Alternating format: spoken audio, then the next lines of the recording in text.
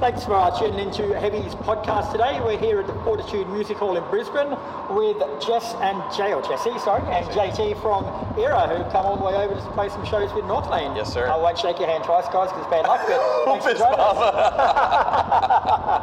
So how you going, guys? Like, what's the process like? Did you just come in a couple of days early to acclimatise and relax, or just fly straight in and get into it? Yeah, normally you like to. Definitely one of the more painful travel experiences for this occasion. We got here I think I put my bag down in the room at 9 p.m. last night. So yeah, normally we try to get in the morning, but I guess however the travel plans worked out, we were here kind of late. It was a long day of travel. How'd you go with jet lag? Like, can you sleep, get straight off the plane, or was it like out a bit? You slept like 11 hours. On the plane, yeah. I slept like maybe 4 or 5. I'm like that. I get on a plane before it's even taken off. I'm gone. I can't. I'm like claustrophobic and uncomfortable. I don't like it. You do what you can, but you know, if we had to play that morning, I'm sure we all could, but we would just hate ourselves for it. you just make do. We've suffered before. We'll suffered for your art. We'll suffer do it again. yeah.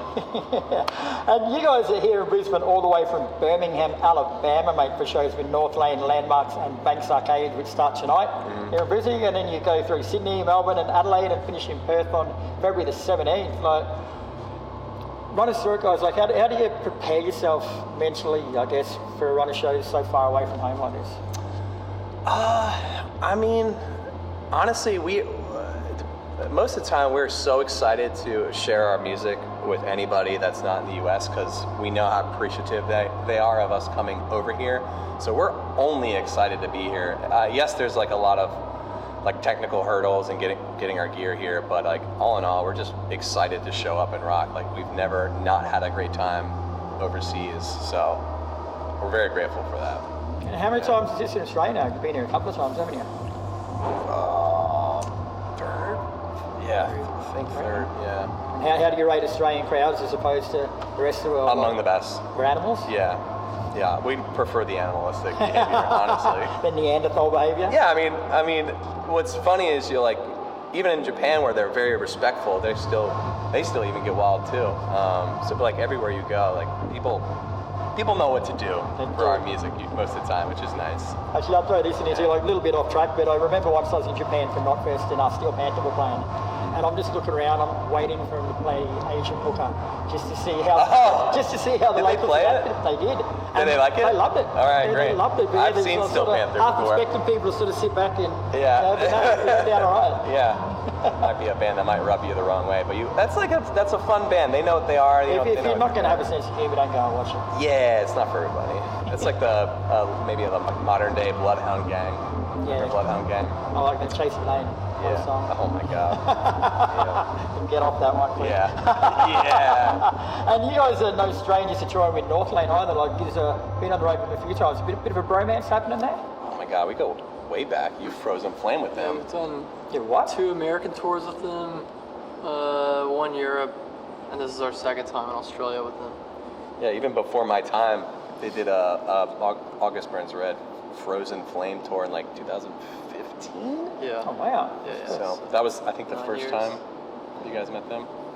And what is it so about? What do you 9 connect years with? now. Like, is it the music you connect with? Is it a friendship? Like, People associate our band's sounds, so like fans kind of consider us like sort of whatever, like brother bands or whatever, but based on the way our bands sound.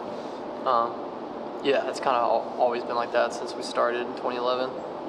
The American Northlane or the Australian era, you know, type of the thing. Australian era. I like that. Who knows? And we've also got the French band, I believe, called Landmarks and Banks Arcade. Like, do you know much about those guys? No, I've not really met any of them. I think Connor knows one of the Landmark members from like back in the day. Yeah, band. Yeah, first day, so we haven't gotten a chance to hang out with them much. Need name tags. Hi. Yeah. Hi, my name is. I remember I actually got the shits with those guys the first time I interviewed them because they're one of them ones that's got a V instead of the vowel in the landmark. So Yes. And I just had a stupid dumb moment. I'm reading, I'm going, how the fuck do I pronounce this? Oh no. So that's why I always It's like now, Paris. it's pretty much their fault. Yeah. That's why I ask bands to introduce themselves now before the interview starts because then they say their name.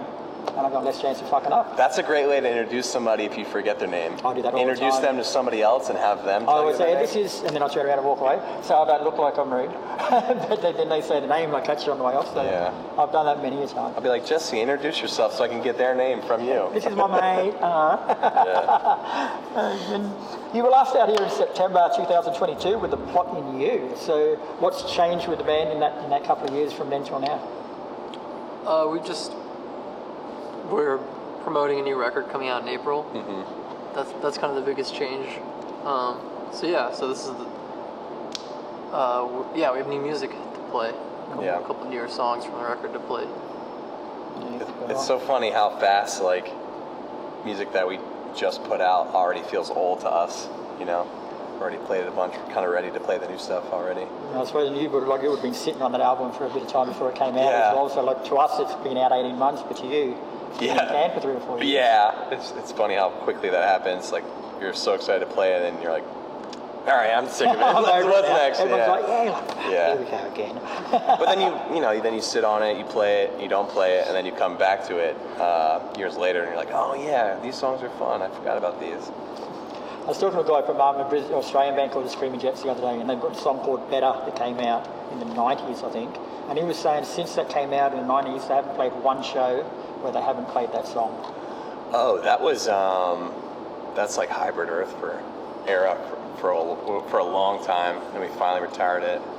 How'd you go? Did you get a bit of backlash when you did? Nah. No? I mean, we played it for a couple tours when I joined, but then once we started putting like 2 or 3 records out, the same thing kind of happens. Out, Yeah.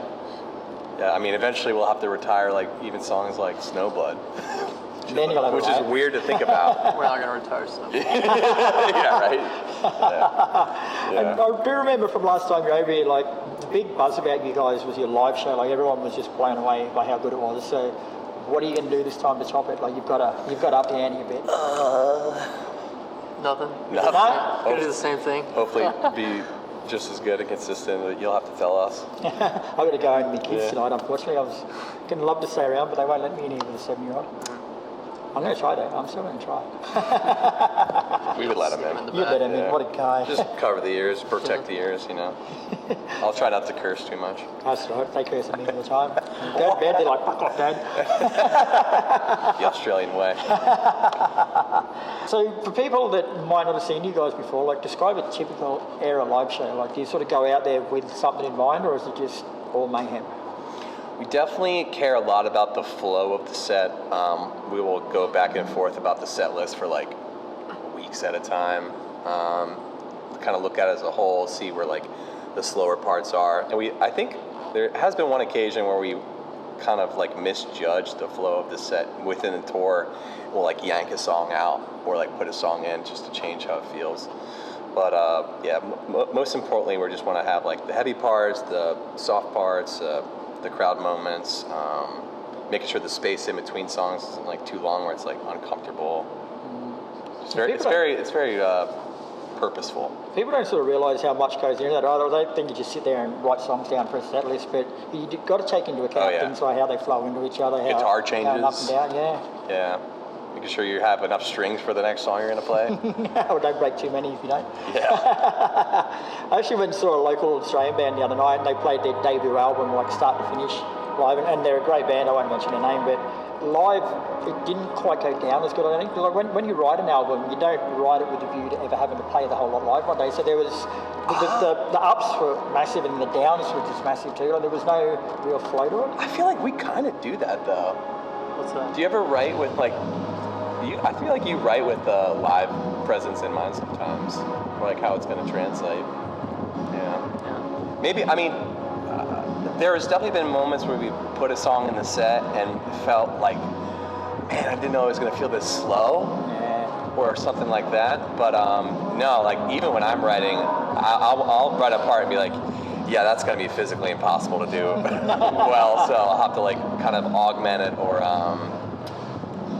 just kind of think about the performance for sure. And I think that's something that we started to do a couple years ago when that actually happened. Like, oh my God, this is going to make our lives really difficult. So I don't know. I feel like that's a pretty important part of the writing process. But who knows? We write pretty tough music, so we kind of have to pay attention to that stuff. On that matter, mate, like, just say you are up there and you're playing a slow song and you're feeling that it's not working, like, can you feel that back off the crowd if they're not quite getting it? I can, but I've also been wrong. It's easy to misinterpret with a slow song. Because if it's a slow song, there would be less movement. So I just look to see if they're singing along. That's kind of like the trade-off of like less physical movement is singing along to the song. And you get that. But if neither of those two things are happening, it doesn't feel great. You probably notice a pretty big difference from playing like Ghost Atlas versus ERRA content too, because we'll play like an hour of riffs and breakdowns, and the Ghost Atlas set that he'll play, the crowd might love it just as much, but it's not the same genre. So. I know from my point of view in the crowd, like, I can tell because you can hear people start to talk. Like when a slow song comes on, like just little rumblings start all over the place, and it's like, I hope I don't hear. People are tweeting actively while you're playing. Like, oh no. Getting out the big iPads. No, we've been grateful lately, so that's been good. I think not a lot of distracted viewers, so I think we're doing okay. Honest answer, guys, when I was writing this, I didn't actually think that it could get you in trouble, which you probably won't. Like, you're out here supporting Northlane. Like, when you go out on stage, like, in your head, are you going out there to warm the crowd up for the headliner, or are you going out there just to smash them and just blow everyone else away? Both. You want to go out there and do your best no matter what. We're playing the same show, whether we're supporting or headlining. But, I mean, hopefully as a support band, you don't go to just kind of like boost up the headliner. You go to like represent yourselves, so when people come see your show or your headliner, they know what to expect.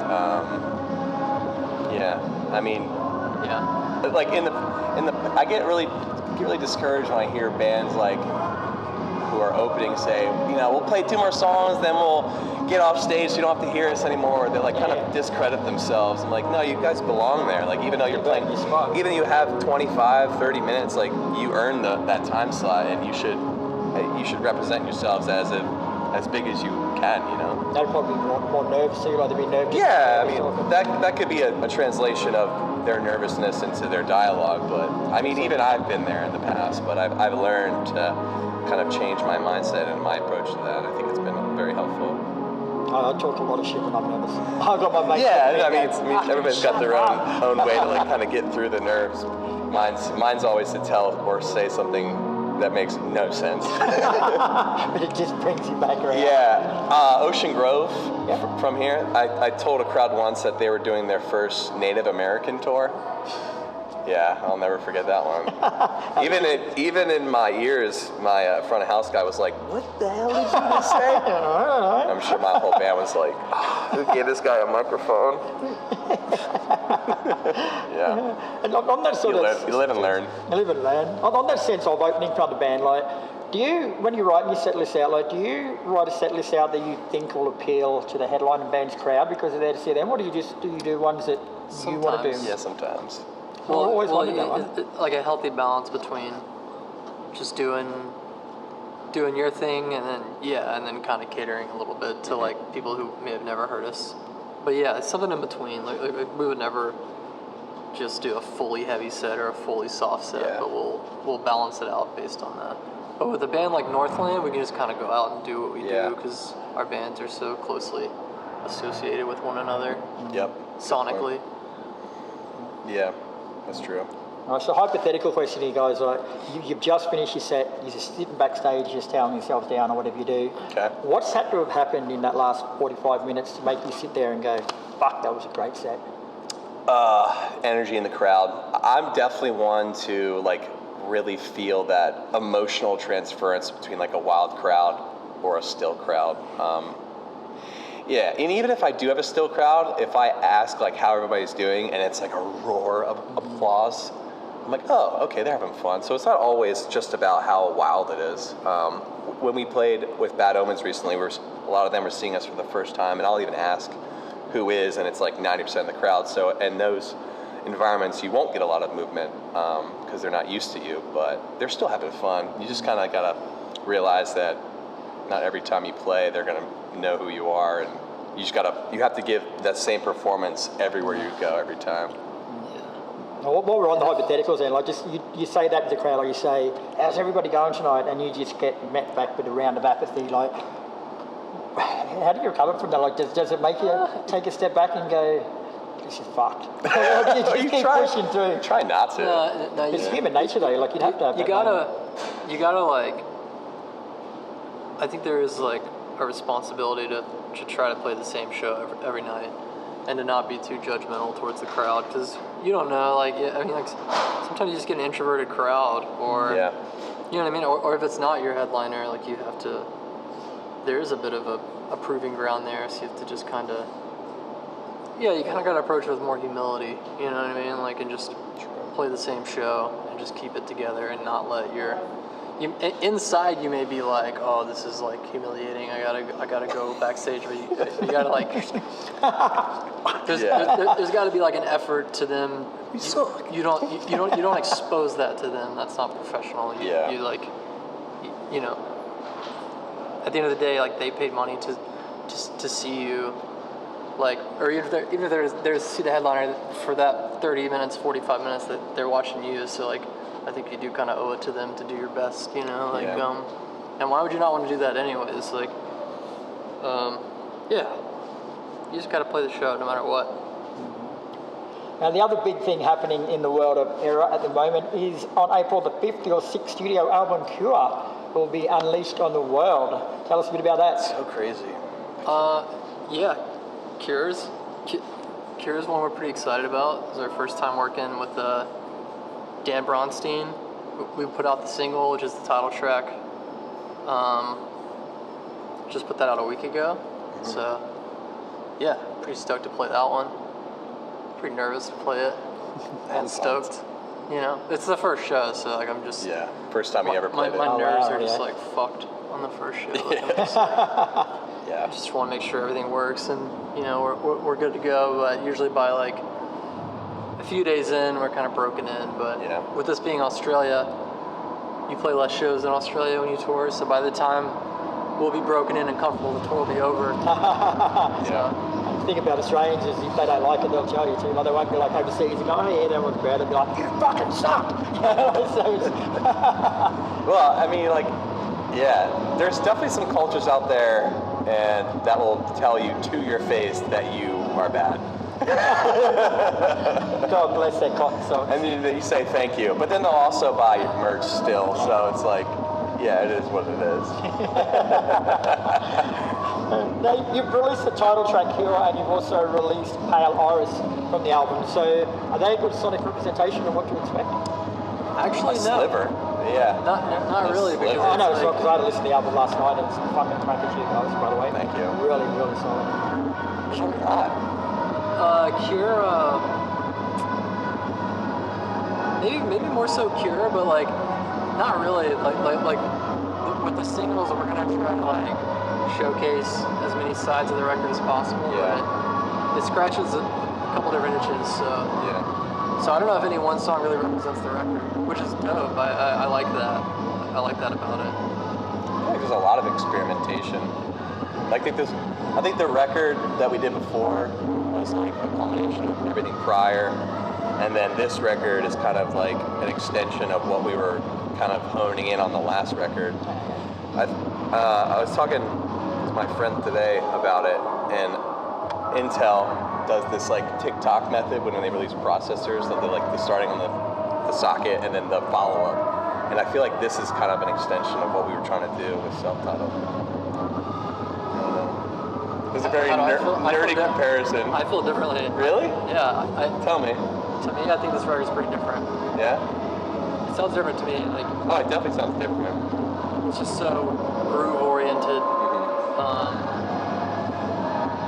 in that way, I think Cure actually does represent the record pretty well. But just like there's a lot more technicality guitar-wise in the right hand versus the left. Like a lot more like rhythmic technicality, like time signature, and there's a lot more stuff like that. Yeah. I don't know. Yeah, that's what stands on its own, in my opinion. Cool. I like that. I suppose the main thing is will fans of the band love the album? I guess that's the main thing. Will they? Well, to be honest, it's the first album I was going to listen to last night, and I loved it, so... Yeah, I mean, we have to write music that we want to play, you know? So at the end of the day, like, we have to be happy with it, and I think we're pretty... I'm excited for everybody to dive in, you know? So I hope they enjoy it. Yeah. And as we said, this is your 6th album, guys, so how has your sound changed and grown from your debut Impulse up until Cure? And was that more of a natural thing, or did you sort of... We found out during our rehearsals while we were playing an Impulse song of how different it was. My God, these are so different. Yeah, it's crazy. I mean, kind of exploring the dynamics of like what we've liked as musicians, me joining the band, and like how the songwriting has changed as a result. Yeah, it's just like a growth, really. When you say the songwriting's changed, or was that something you set out to do? Like, was it a planned thing, or did...